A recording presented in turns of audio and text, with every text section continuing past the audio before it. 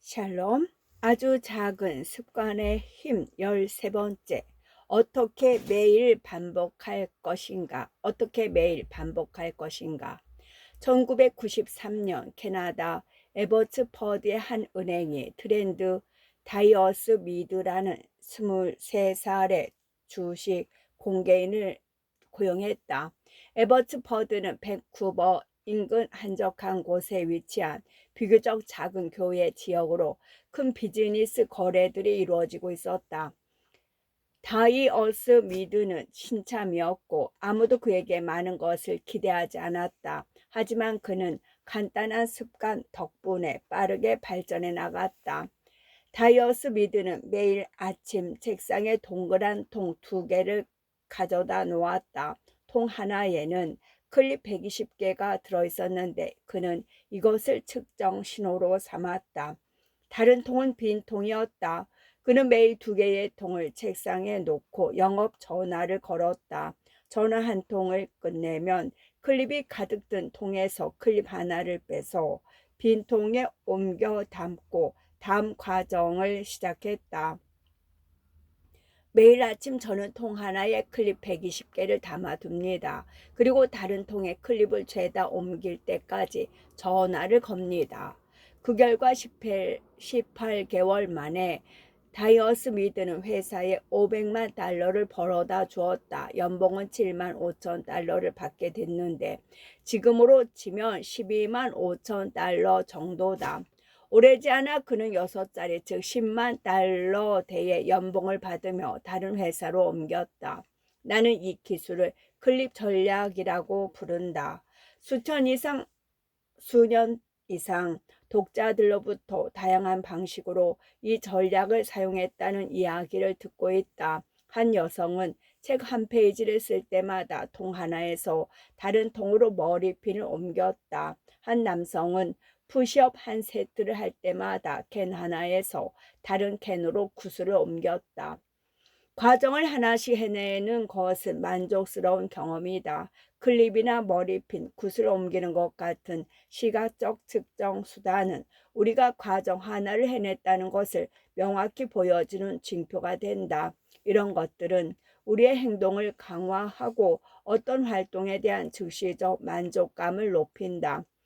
시각적 측정 수단들은 여러 가지가 가능하다. 식습관 일지, 운동 일지, 펀치형 고객 카드, 심지어 책의 페이지 숫자까지 광범위하다.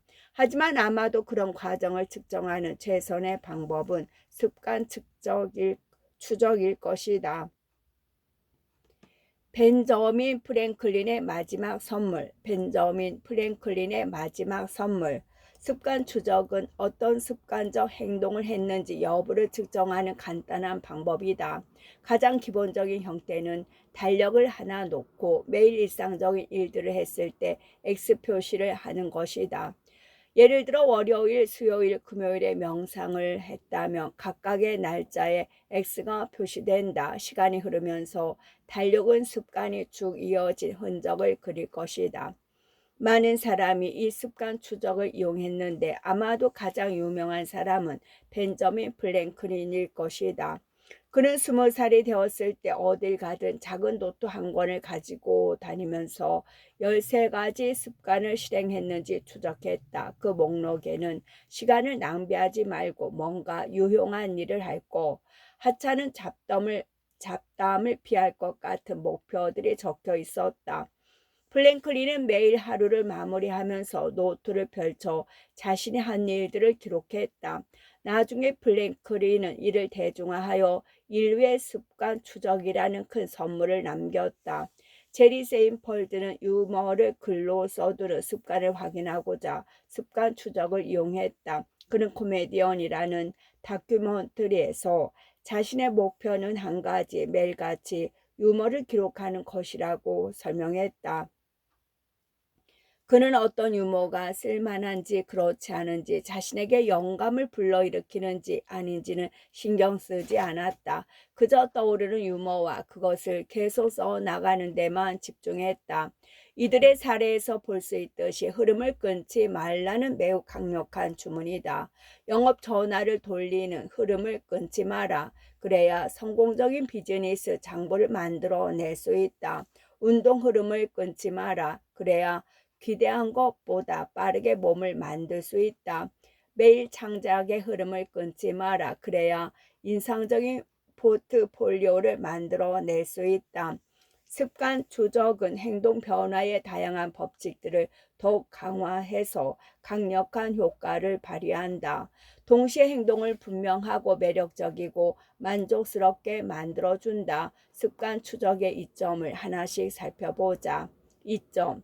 습관 추적은 분명하다. 습관 추적은 분명하다. 마지막 행동을 기록하는 것은 다음 행동을 촉발하는 기제가 될 수 있다. 습관 추적은 달력의 X 표시를 쭉 이어지거나 식습관 일지의 식사 목록처럼 시각적 신호를 만든다.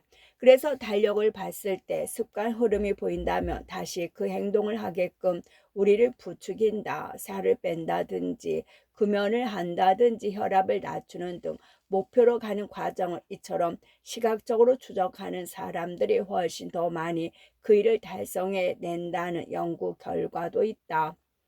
1600명 이상의 사람들을 대상으로 실시한 한 연구에서는 식습관 일지를 쓴 사람이 그렇지 않은 사람보다 2배나 더 감량한 것으로 드러났다.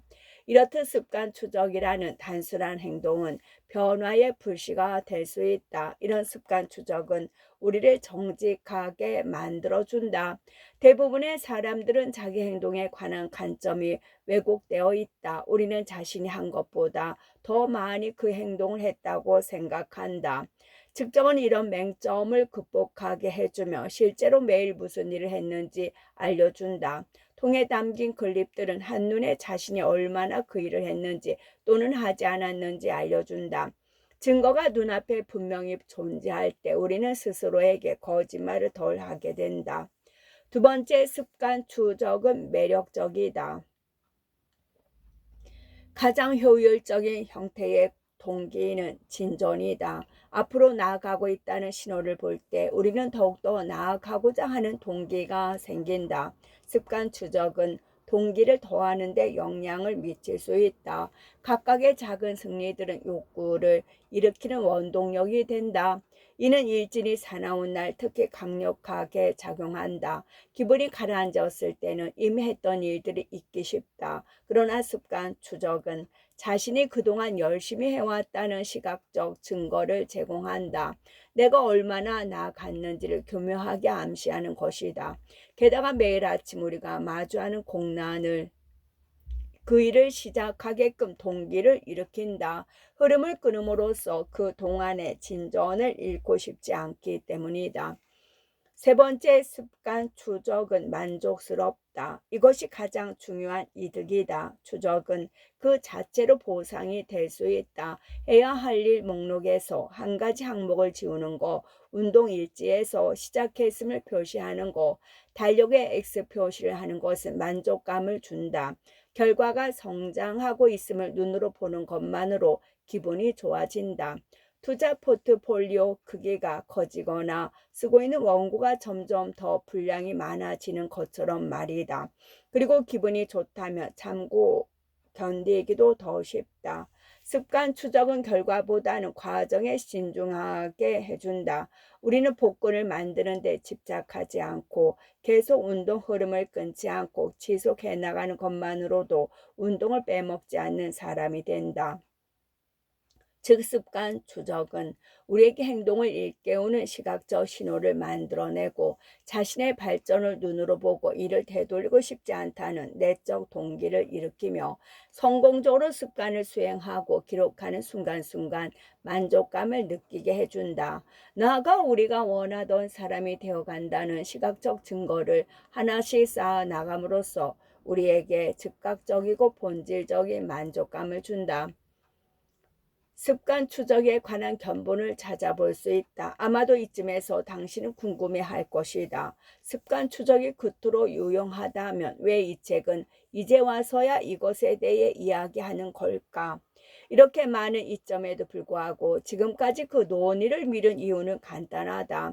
추적과 측정이라는 개념에 대해 많은 사람이 거부감을 느끼기 때문이다. 습관을 추적한다고 하면 우리가 세우려고 시도하는 습관과 그 습관을 추적하는 습관 두 가지를 모두 고려해야 하기에 결국 부담스러운 일이 될 수 있다.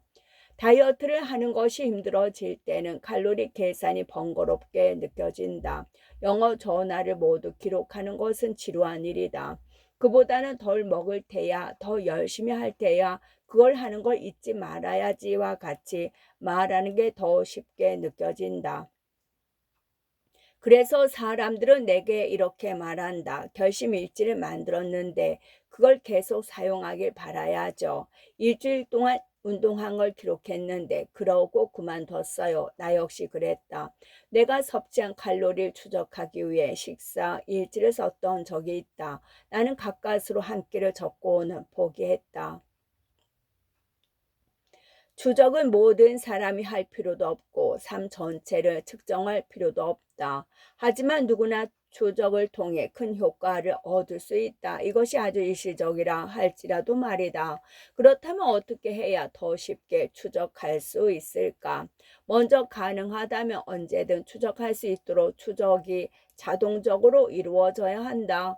우리는 이미 놀랄 정도로 부지불식간에 추적 작업을 많이 하고 있다. 신용카드 명세서에는 우리가 얼마나 외식을 자주 했는지에 기록돼 있다. 피피트 앱과 시계는 우리가 하루에 몇 번이나 걸었는지, 얼마나 잠을 잤는지를 기록한다. 달력에는 매년 우리가 새로운 장소로 얼마나 여행을 떠났는지가 기록되어 있다. 일단 이런 기록을 찾아냈다면 매주 또는 매달 달력에 추가로 기록해 복귀하면 매일 추적하는 것보다 훨씬 실용적이다. 모든 시스템이 갖춰졌다면 당신은 가장 중요한 습관 하나만 추적하면 된다. 산발적으로 10가지 습관을 추적하는 것보다는 한 가지 습관을 지속적으로 추적하는 편이 더 낫다. 마지막으로 습관을 실행하고 나서 즉시 측정한 값을 그때그때 기록한다. 행동이 완료됐다는 것은 이를 기록해야 한다는 신호다. 그러면 앞서 언급했던 습관 쌓기 방법과 습관 추적을 다음과 같이 조합할 수 있다. 습관 쌓기 플러스 습관 추적. 현재의 습관을 하고 나서 습관을 추적할 것이다. 영업 전화를 끊고 나서 빈통에 클립 하나를 넣을 것이다. 체육관에서 운동 한 세트를 마치고 나서 운동 일지에 기록할 것이다. 식기세척기 안에 접시를 넣고 나서 내가 먹은 것을 기록할 것이다. 이런 전략들은 습관을 추적하기 쉽게 해준다. 습관을 기록하는 걸 즐기지 않는 사람이라도 몇 주 동안 추정을 측정을 하면서 통찰이 생기는 것을 발견할 것이다. 자신이 실제로 어떻게 시간을 사용하고 있는지를 확인하는 일은 늘 흥미롭다. 모든 습관의 흔적은 종국에는 어느 한 지점에 이른다. 그리고 중요한 건 측정값 하나하나보다 습관을 궤도로 올리기 위한 좋은 계획을 세우는 것이다. 습관은 두 번째 실수에서 무너진다. 습관은 두 번째 실수에서 무너진다. 인생은 필연적으로 어느 시점에서 습관을 유지하는 것을 방해한다. 완벽하기란 불가능하다. 오래지 않아 긴급 상황에 튀어나온다. 몸이 아플 수도, 출장을 가야 할 수도, 가족이 내 시간을 잡아먹을 수도 있다. 이런 일들이 일어나면 나는 간단한 법칙 하나를 마음속에 떠올린다. 절대로 두 번은 거르지 않는다는 법칙이다. 하루를 걸으면 가능한 한 빨리 되돌아가려고 애쓴다. 운동을 한 번 걸을 수는 있어도 연속으로 두 번 거르지는 않는다. 피자 한 판을 다 먹을 수는 있지만 그 다음에는 건강한 음식을 먹으려고 한다. 나는 완벽할 순 없지만 두 번째 실수는 피할 수 있다. 하나의 습관을 끝내고 나면 곧바로 다음 습관을 시작한다. 처음의 실수가 절대 나를 망치지는 않는다. 하지만 뒤이어 또 실수할 수 있다. 한 번 거르는 것은 사고다. 두 번 거르는 것은 새로운 습관의 시작이다. 이는 승자와 패자를 구별짓는 특정이기도 하다. 누군가는 안 좋은 성과를 낼 수도 있고, 운동을 대충 할 수도 있고, 직장에서 힘든 하루를 보낼 수도 있다. 하지만 성공한 사람들은 실패했을 때 빨리 되돌아온다. 빨리 회복한다며 습관이 무너진 것은 중요하지 않다. 이 규칙은 습관을 잘 또는 완벽하게 해낼 수 없을지라도 이를 유지하는 데 무척이나 중요하다. 우리는 대개 습관이나 완벽하게 지키지 못하면 소용없다고 여긴다. 문제는 실수하는 것이 아니다. 완벽하게 하지 못하면 전부 소용없다고 생각하는 것이다. 재수가 없거나 무척 바쁜 날에도 새우간의 모습을 드러내는 것이 얼마나 가치 있는지 우리는 깨닫지 못한다. 성공한 날들은 우리를 돕지만 그보다 더 크게 우리를 상처 입히는 것은 놓친 날들이다. 예를 들어 100달러를 투자했는데 50%를 얻는다면 150달러를 갖게 된다. 하지만 33%를 잃으면 다시 100달러로 돌아간다. 다시 말해 33%의 손실을 피하는 것은 50%의 이득을 얻는 것만큼 가치가 있다. 워런 버핏의 동료이자 멘토였던 찰리 벙거는 이렇게 말했다.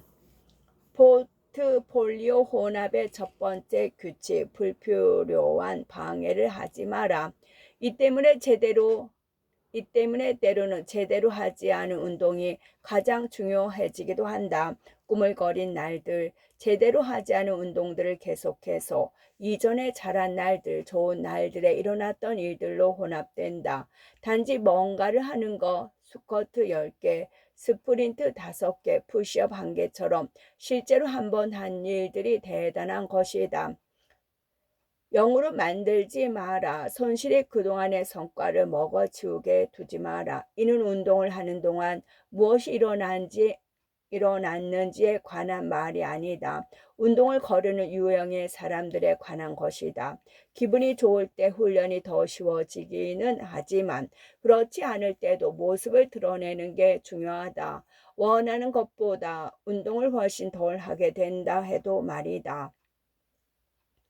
체육관에 가서 5분 있는 게 그에게 성과를 높여주진 않는다. 하지만 나의 정체성을 다시 확인할 수 있다. 전부가 아니면 소용없다는 생각은 습관에서 쉽게 탈선하는 위험 요소다. 그리고 또 다른 위험이 있다. 특히 습관 추적을 하고 있다면 말이다. 바로 특정 대상을 잘못 선택하는 일이다. 당신이 레스토랑을 운영한다면 요리사가 일을 잘 해내고 있는지 알고 싶을 것이다. 성공적인 측정 방법 하나는 매일 몇 명의 고객들이 음식값을 지불하는지를 추적하는 방법이다. 고객들이 더 많아진다면 음식이 훌륭한 것이다. 고객들이 줄어든다면 뭔가가 잘못되고 있다는 의미다. 하지만 이 한 가지 측정법, 즉 일일 수익은 제대로 일어나고 있는 일의 일부만 보여줄 뿐이다. 누군가 음식에 대한 비용을 지불했다는 게 그 음식을 즐겼다는 걸 의미하지는 않기 때문이다. 불만족스러웠다고 해도 손님들이 무전 취식을 하지는 않는다. 사실 수익만을 측정한다면 음식의 질이 점점 떨어지고 있다 해도 홍보나 할인 같은 다른 방법으로 재고 있을 수도 있다. 따라서 그보다 얼마나 많은 고객들이 음식 접시를 다 비웠는지, 손님들이 팁을 두고 가는 비율이 얼마나 되는지 같은 것을 추적하는 게 더 효율적일 수 있다. 특정한 행동을 추적하는 것의 문제는 우리가 본래의 목적이 아니라 숫자에 휘둘리게 된다는 점이다. 성공을 분기별 수입으로 측정한다면 판매, 수익, 신용거래 같은 수치를 활용할 것이다. 속성 다이어트, 해독 주소, 지방 감소 약물 등을 이용할 때 몸무게가 줄어드는 것으로 성공을 측정한다면 낮은 숫자를 추구하게 된다. 인간의 마음은 하고 있는 게임이 무엇이든지 이기고 싶어 하기 때문이다. 이런 위험은 우리 삶에서 자주 나타난다. 우리는 의미 있는 일을 해내는 것보다 얼마나 오랜 시간 일했는지에 초점을 맞춘다. 얼마나 건강해졌느냐 보다는 전보 걸었느냐가 더 신경 쓴다. 배움, 호기심, 비판적인 사고를 강조하기보다는 규격화된 시험을 위한 교육을 한다. 우리는 측정할 수 있는 것을 믿는다. 문제는 잘못된 측정 도구를 선택했을 때 잘못된 행동을 하게 된다는 점이다. 굿 하트의 법칙이 이를 설명한다. 경제학자 찰스 굿 하트는 이렇게 말했다. 측정이 목표가 되면 잘 측정하지 못하게 된다. 측정은 안내자로서 큰 그림의 맥락을 부여할 때만 유용하다. 여기에 사로잡혀서는 안 된다. 숫자 하나하나는 전체 시스템 속에서 피드백을 받은 낱낱의 조각들일 뿐이다. 데이터가 주도하는 세상에서 우리는 숫자를 과대평가하는 한편 수명이 짧고 소프트 웨어적이고 수량화하기 어려운 것들의 가치를 폄하한다.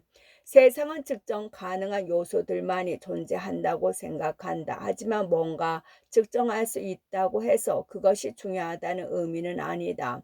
정리하면 습관 추적은 적절한 방식으로 이루어져야 한다. 습관을 기록하고 자신의 발전 상태를 추적하는 것이 만족스러울 수도 있지만 측정만 중요한 것은 아니다.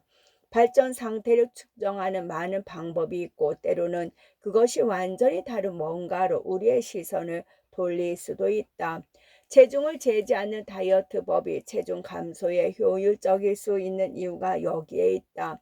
저울 눈금이 바뀌지 않는데 숫자에만 집중한다면 다이어트의 동기가 무뎌질 것이다. 하지만 우리는 숫자 외에도 피부가 좀 더 좋아 보인다든지 일찍 일어난다든지 성욕이 올라갔다든지 등을 느낄 수도 있다. 이 모든 것이 자신의 발전상을 측정하는 유효한 방식들이다.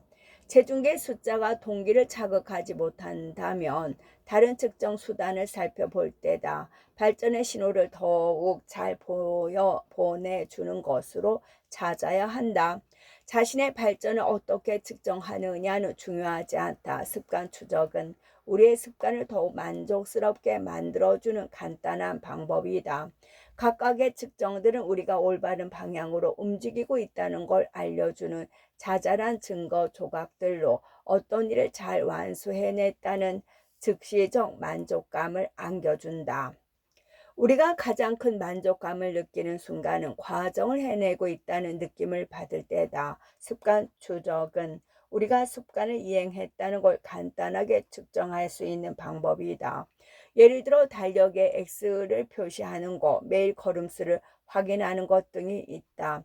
습관 추적이나 여러 시간 시각적 측정 수단들은 어떤 일의 과정을 분명히 보여줌으로써 습관에 대한 만족감을 높인다. 실패의 연쇄 작용을 끊어라. 습관이 계속 작동하도록 노력하라. 2번 거르지 마라. 하루 걸렀다면 가급적 빨리 궤도로 되돌아가라. 누군가 당신을 지켜보고 있다. 누군가 당신을 지켜보고 있다. 협상학의 대가 로저 피셔는 제2차 세계대전에 조정사로 잠전한 후 하버드 로스쿨에 입학했다. 이후 34년간 협상 및 갈등 관리 분야의 전문가로 활동하면서 하버드 협상 프로젝트에 기반을 세웠고 평화 결의안, 인질 협상, 외교적 등의 분야에서 수많은 국가 및 세계 지도자들과 함께 일했다. 하지만 1970년대와 1980년대 핵 전쟁 위험이 커지면서 그는 흥미로운 개념 하나를 생각해냈다. 피셔는 핵 전쟁을 방지할 수 있는 전략들을 고안하다 문제가 되는 사실 하나를 알아차렸다. 현재 대통령은 수백만 명을 죽일 수 있는 암호를 게시하는 데 접근할 수 있는 권한을 가지고 있지만 실제로 누군가가 죽는 것을 절대 보지 못한다는 사실이었다. 핵폭탄이 떨어져도 대통령은 늘 현장에서 수천 킬로미터 떨어진 곳에 있을 것이었다. 1981년에 그는 이렇게 썼다. 나는 부쩍 간단한 제안을 했다. 작은 캡슐 안에 핵무기 암호를 넣고 지원자의 심장 바로 옆에 그 캡슐을 박아 넣는 것이다.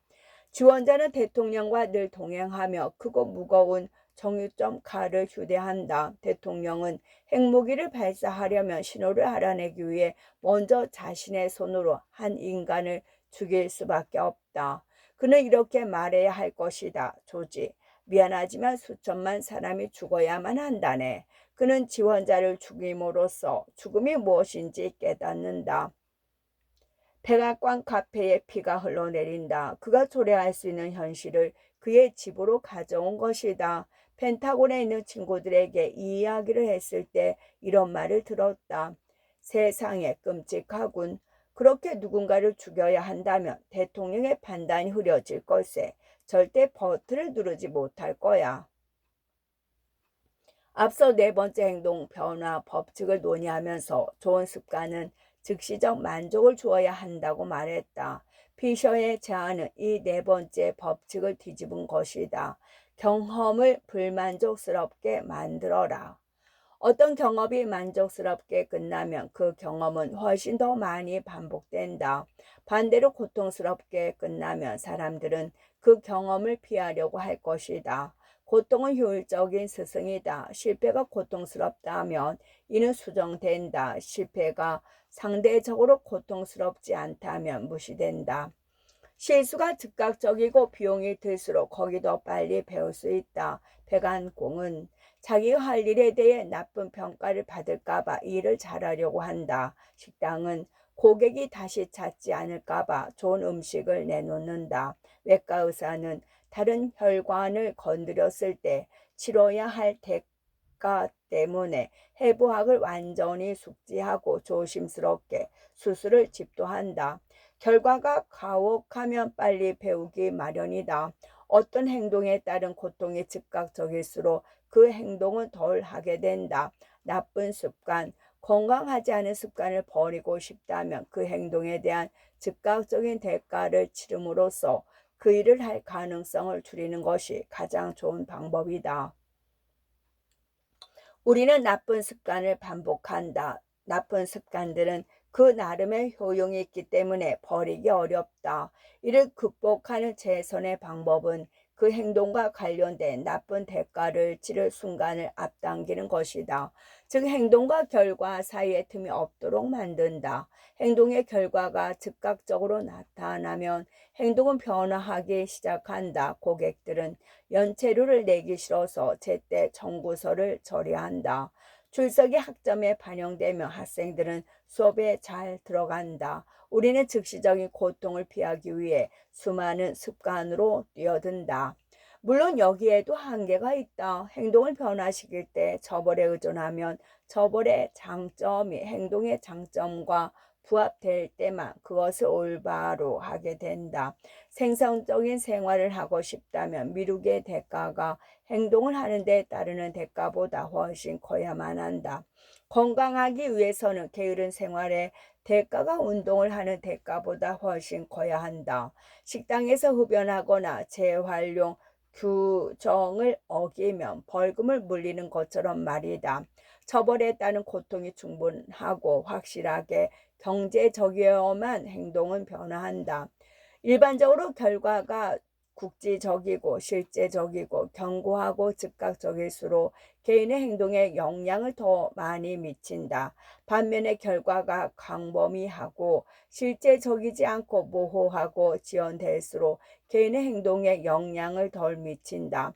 다행히도 나쁜 습관이라면 무엇이든 즉각적인 대가를 덧붙이는 간단한 방법이 있다. 습관 계획을 하는 것이다. 어떻게 안전벨트는 세계인의 습관이 됐을까? 어떻게 안전벨트는 세계인의 습관이 됐을까? 1984년 12월 1일 뉴욕에서 첫 번째 안전벨트 법안이 통과되었다. 당시 미국에서 꾸준히 안전벨트를 착용하는 사람은 겨우 14%에 불과했다. 교통사고의 위험을 막고 국민들의 안전을 위해서는 사회 분위기가 변화돼야 했다. 이후 5년 만에 미국 전역에서 반 이상의 주가 안전벨트 법안을 통과시켰다. 오늘날 안전벨트 착용은 50개 중 49개 주에서 법으로 의무화되어 있다. 이뿐만이 아니라 안전벨트를 착용하는 사람들의 수 역시 극적으로 증가했다. 2016년에는 88%의 미국 국민이 차를 오를 때마다 안전벨트를 착용했다. 30여 년 만에 수백만 명의 습관이 완전히 뒤바뀐 것이다. 법과 규제는 어떻게 정부가 사회적 계약을 만들어냄으로써 우리의 습관을 변화시킬 수 있는지 보여주는 사례다. 우리 사회에서는 특정한 규칙들을 지키는데 집단적으로 동의하고 있다. 안전벨트 법안, 식당 내 금연 법안, 재활용 의무 같이 새로운 입법된 규칙들은 우리의 행동에 영향을 미치는데 이는 우리의 습관을 형성하는 사회적 계획이라고 알 수 있다. 집단은 특정한 방식으로 법안에 동의하고 개인은 그것을 따르지 않으면 처벌을 받는다. 이처럼 시민들이 책임을 다하도록 정부가 법을 이용하듯이 우리 역시 스스로 책임감을 유지하기 위해 습관 계획을 맺을 수 있다. 습관 계약은 특정한 습관을 따르고 그것을 따르지 않을 경우 법을 받겠다는 취지를 누구나 서면으로 남기는 것이다. 그리고 그 계획을 승인해 줄 책임 있는 파트너로 한두 사람을 찾아 함께 행동한다. 테네시 주 내슐비에서 기업을 운영하는 브라이언 해리스는 내가 아는 사람들 중 그 전략을 행동으로 옮긴 첫 번째 사람이다. 그는 아들이 태어나고 얼마 안 되어 살을 빼야겠다고 생각했다. 곧 아내와 개인 트레이너와 함께 습관 계약서를 작성했다. 첫 번째 계약서는 이렇다. 2017년 1분기 브라이언의 목표는 제대로 된 음식을 먹는 것이다. 그러면 기분이 더 나아지고 외모도 좋아질 것이며 체지방 10% 감량, 몸무게 90kg을 장기간의 목적을 달성할 것이다. 이 계획서 아래에는 이상적인 결과를 얻기 위한 다음과 같은 지침이 쓰여 있다. 제1단계 1분기에는 엄격한 탄수화물 제한 다이어트법을 시행한다. 2단계 2분기에는 다양한 영양소를 섭취하고 추적하는 프로그램을 시작한다. 3단계에는 세부적인 다이어트 방법과 운동 프로그램을 개선하고 유지한다.